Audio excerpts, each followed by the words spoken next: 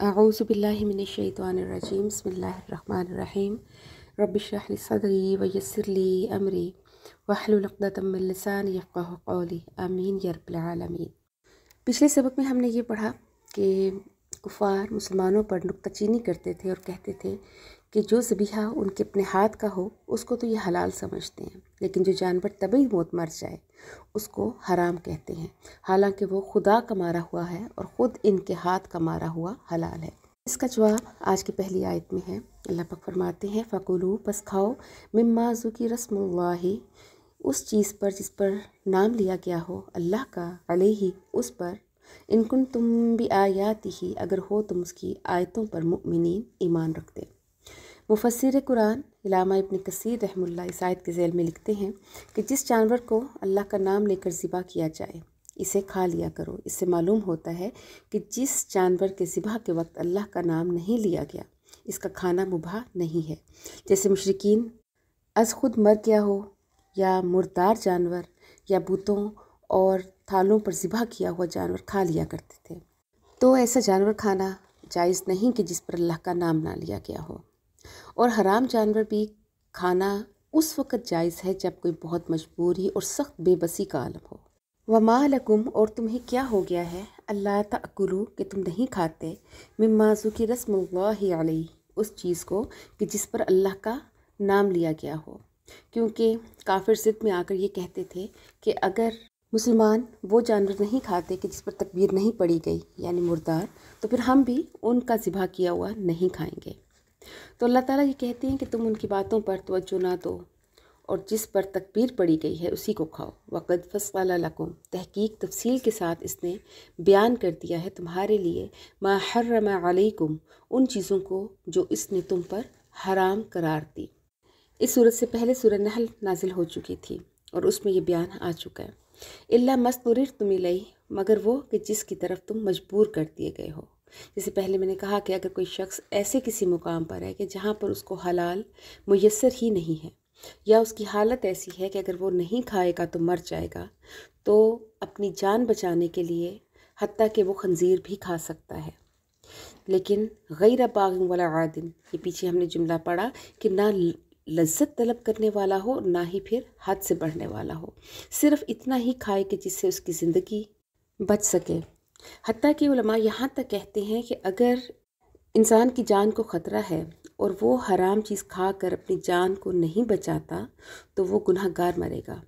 کیونکہ ایسے موقع پر اللہ تعالیٰ نے حرام کھانے اور پینے کی اجازت دی ہے، اور اللہ کی اجازت کو قبول نہ کرنا، اللہ کی آسانی کو قبول نہ کرنا بھی گناہ ہے۔ تو آگے فرمایا وَإِنَّ كَثِيرًا لَيُضِلُّونَ اور بے شک بہت سے لوگ بہکاتے ہیں بِأَهْوَائِهِمْ اپنی خواہشات کے ساتھ بغیر علم بغیر علم کے۔ ان ربک بے شک تیرا رب ہوا اعلم خوب جانتا ہے بالمعتدین تجاوز کرنے والوں کو، یعنی حد سے نکل جانے والوں کو۔ وَذَرُوا اور چھوڑ دو ظاہر الاسم و باطنہ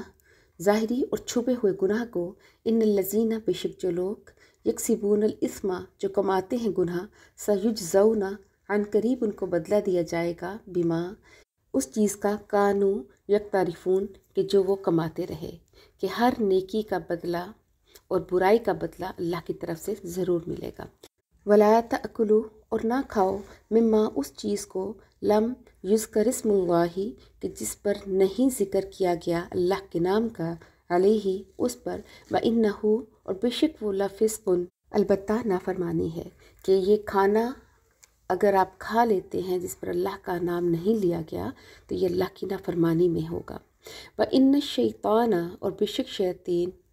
لیوحون البتہ القا کرتے ہیں الی اولیائہم اپنے دوستوں کی طرف سے، یعنی یہ بھی شیطان کا ایک سبق ہے جو اس نے اپنے ساتھیوں کے ذہنوں میں ڈالا کہ جو بھی انسان اللہ کی نافرمانی کرتا ہے وہ شیاطین میں سے ہی ہے، وہ شیاطین کا ہی دوست ہے۔ تو ان کو کہا جا رہا ہے کہ ان کے ذہنوں میں، ایسے انسانوں کے ذہنوں میں کہ جو شیاطین کے رستے پہ چلتے ہیں، انہوں نے ان کے ذہنوں میں ڈالا لیجادلوکم تاکہ وہ تم سے جھگڑا کریں، وَإِنْ اطعتموہم اور کہ اگر تم نے شیطانوں کی اطاعت کی، انکم لمشرکون تو البتہ تم مشرک بن جاؤ گے۔ مولانا محمد سرفراز خان صفدر رحمۃ اللہ فرماتے ہیں کہ اس بات کو بھی ذہن میں رکھیں کہ کسی کی غلط اور ناجائز بات کو ماننا بھی شرک کی ایک قسم ہے، کیونکہ ناجائز کام شیطان ہی کرواتا ہے، اور یہاں پر ہم اللہ کو چھوڑ کر شیطان کی جب اطاعت کرتے ہیں، اس کی بات مانتے ہیں، چاہے قولاً یا فعلاً ہو، تو وہ شرک کے زمرے میں ہی آئے گا۔ اگلی آیت پڑھنے سے پہلے میں اس کا تھوڑا سا آپ کو بیک گراؤنڈ بتا دوں۔ اسباب نزول القرآن نیشا پوری میں ہے کہ ابن عباس رضی اللہ عنہ فرماتے ہیں کہ اس سے مراد حمزہ بن عبد المطلب اور ابو جہل ہیں، کہ ابو جہل نے رسول اللہ صلی اللہ علیہ وآلہ وسلم پر ایک دن اوجھڑی رکھ دی، اور اس وقت حضرت حمزہ ابھی ایمان نہیں لائے تھے۔ حضرت حمزہ کو ابو جہل کی اس حرکت کی جب خبر ہوئی تو اس وقت حضرت حمزہ شکار سے واپس آئے تھے، ان کے ہاتھ میں کمان تھی، انہوں نے اسی کمان سے ابو جہل کو مارا۔ تو ابو جہل نے کہا کہ کیا تم دیکھتے نہیں کہ وہ کیا لایا ہے؟ اس نے ہماری عقلوں کو بے وقوف بنا دیا ہے، ہمارے معبودوں کو گالیاں دیتا ہے اور ہمارے آباء و اجداد کی مخالفت کرتا ہے۔ تو حضرت حمزہ نے کہا کہ تم سے زیادہ بے وقوف اور کون ہو سکتا ہے کہ تم خدا کو چھوڑ کر پتھروں کے بتوں کو پوجتے ہو۔ میں بھی گواہی دیتا ہوں کہ اللہ کے سوا کوئی معبود نہیں، اور محمد اللہ کے رسول اور بندے ہیں۔ تو اس پر یہ آیات نازل ہوئی۔ اللہ پاک فرماتے ہیں اومن کان میتن، کیا وہ شخص جو مردہ تھا، مطلب کہ جو شخص اللہ کا نافرمان اور باغی ہوتا ہے، بحیثیت انسان وہ زندہ ہوتے ہوئے بھی مردہ ہی کہلائے گا، کہ جو صرف دنیا کو اہمیت دیتا ہے، اللہ کو پیچھے چھوڑ دیتا ہے۔ فَأَحْيَيْنَاهُ، تو اللہ پاک کہتے ہیں کہ پھر ہم نے اس کو زندہ کیا، یعنی ایمان اور اسلام کی دولت دے کر۔ وَجَعَلْنَا لَهُ نُورًا، اور ہم نے بنایا اس کے لیے نور، یعنی ایمان، اسلام، حق اور سنت کا۔ یمشی بہی، اور وہ چلتا ہے اس کے ساتھ، یعنی اس نور کے ساتھ، فی الناسی، لوگوں میں، کمم مثلہ، اس شخص کی طرح کیا وہ ہو سکتا ہے، فی الظلماتی، جو اندھیروں میں ہے، لیس بخارج منہا، اور نہیں نکلنے والا وہ اندھیروں میں سے۔ دبری میں زید بن اسلم سے روایت ہے، انہوں نے کہا کہ فَأَحْيَيْنَاهُ وَجَعَلْنَا لَهُ نُورًا یمشی بہ فی الناس سے مراد حضرت عمر بن خطاب ہیں،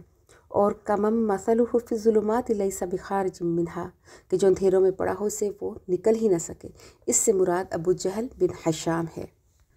کذالک زین للکافرین، اسی طرح مزین کیا گیا کافروں کے لیے، ما کانوا یعملون، وہ عمل جو وہ کرتے تھے،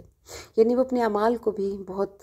کمال اور بہت اعلیٰ اور افضل سمجھتے ہیں، تو اس پر وہ پھر شرمندہ نہیں ہوتے، کیونکہ اس کو غلط ہی نہیں سمجھتے، وہ اسی میں مگن ہیں، اسی گمراہی میں خوش ہیں۔ وَكَذَلِكَ جَعَلْنَا، اور اسی طرح بنائے ہم نے، فی کلی قریۃ، ہر ایک بستی میں، اکابر مجرمیہا،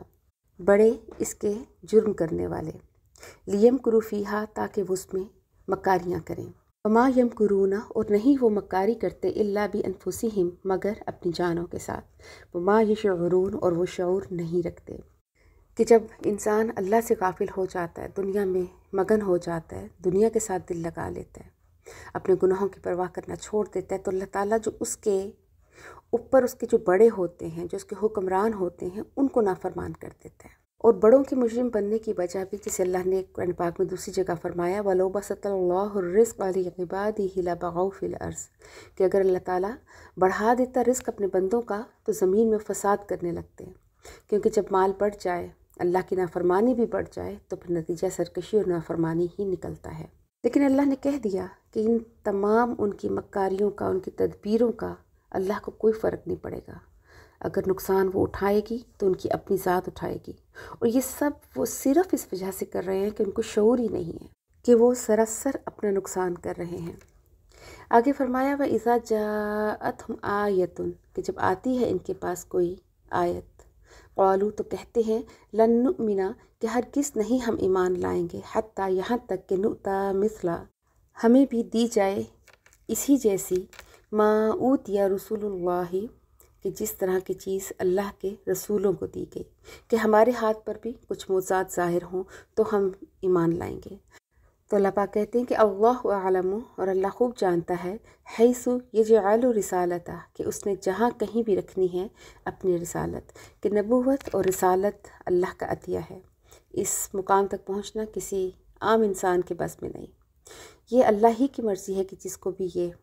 فضیلت عطا کرتے۔ سیصیب الذین، اور عنقریب پہنچے گی ان لوگوں کو اجرموں کہ جنہوں نے جرم کیے، سعارٌ ذلت عند اللہ اللہ کے ہاں سے، وعذاب شدید اور سخت عذاب، بما کانوا یمکرون اس وجہ سے جو وہ مکر کرتے تھے۔ ان سب اعمال کا ان کو بدلہ ضرور ملے گا۔ آج کے سبق میں جو ہم نے پڑھا کہ کوئی بھی جانور جب تک اس پر اللہ کا نام نہ لیا جائے وہ ہمارے لیے حلال نہیں ہو سکتا۔ ہم اس کو اس طرح سے سمجھ سکتے ہیں کہ دنیا میں جو کچھ ہے وہ سب اللہ کی ملکیت ہے، سب کچھ اللہ ہی کا ہے۔ اس کو ہم اپنے لیے جب جائز کرتے ہیں تو اس کی صرف ایک یہ صورت ہے کہ اس کو اللہ کے بتائے ہوئے طریقے سے حاصل کیا جائے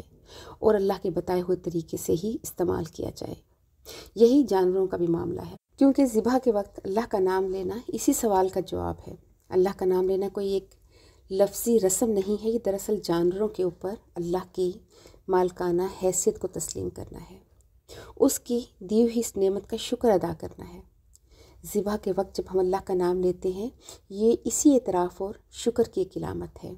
اور یہ اعتراف اور شکر وہ قیمت ہے کہ جس کو ادا کرنے سے ہم اللہ کے نزدیک اس کی چیز اپنے لیے حلال کر لیتے ہیں۔ تو یہ جانور ہی نہیں، دنیا کی ہر وہ نعمت جو اللہ نے ہمارے لیے بنائی ہے، اگر ہم اس کو اللہ کے بتائے ہوئے طریقے سے استعمال کریں گے تو یہی اللہ کی نعمتوں کا شکر ادا کرنا بن جائے گا۔ ورنہ اگر انسان اپنے آپ کو ان تمام پابندیوں سے آزاد کر لے تو وہ زندہ ہونے کے باوجود مردہ ہی کہلائے گا۔ اللہ کی ہدایت کی روشنی سے محروم ہو کر ہر انسان صرف اور صرف باطل کے اندھیروں میں ہی بھٹکتا ہے۔ اللہ پاک سے دعا ہے کہ اللہ پاک ہمیں ان اندھیروں سے بچائے اور ہدایت کی روشنی سے نوازے۔